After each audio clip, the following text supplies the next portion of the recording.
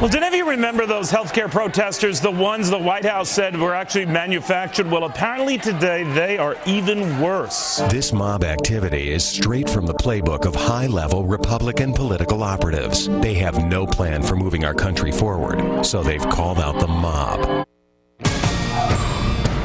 Man, oh man, mobs, huh? Welcome, everybody. I'm Neil Cavuto, and Fox on top of Democrats getting rough, very rough, with healthcare protesters. A party ad says aren't really protesters at all, and whose goal isn't really about getting better healthcare, but no healthcare. Now, the protester here to say no way. In fact, she is so angry, she may need her own health check just to calm her down. You see, Anna Puig is from Pennsylvania, and she's a member of the Libertarian Thomas Jefferson Club. This past weekend, Anna was at that Philadelphia healthcare event with Arlen Specter and Health and Human Services Secretary Kathleen Sebelius. Also with us on the phone is David King. David's an independent voter who says this isn't about Republicans or Democrats, this is about our country. So, Anna, to you first, what do you think of that? Part of a mob. Yes, it's an excited mob. I think we're finally waking up America, and people are coming out of their comfort zones. And yes, they are booing politicians, and we're all out of our comfort zones doing that. But it is what we need to do in order for them to hear our voice, for us to be represented properly.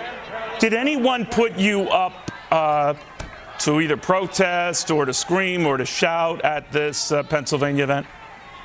Of course not, Neil. This is all myself, my colleagues.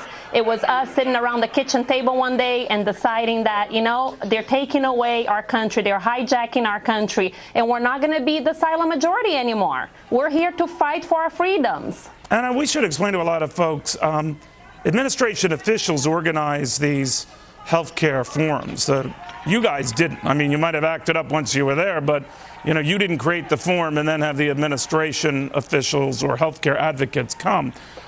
So when you heard about this event, A, what made you go? Did you hear anything of what the administration and the Democratic National Committee has said were plants or people who were going to try to sabotage the event? Look, Neil, I saw no sabotaging on our part. We went on our own. We took the train under a lot of water. It rained hard that day. It was hard to get there, but we wanted to get our point across to these politicians that were represented there. Now, I can tell you one thing. There were 3 rows of reserved seating there, and those reserved seatings were not for us. Were not for the people against nationalized health care. Who were they for?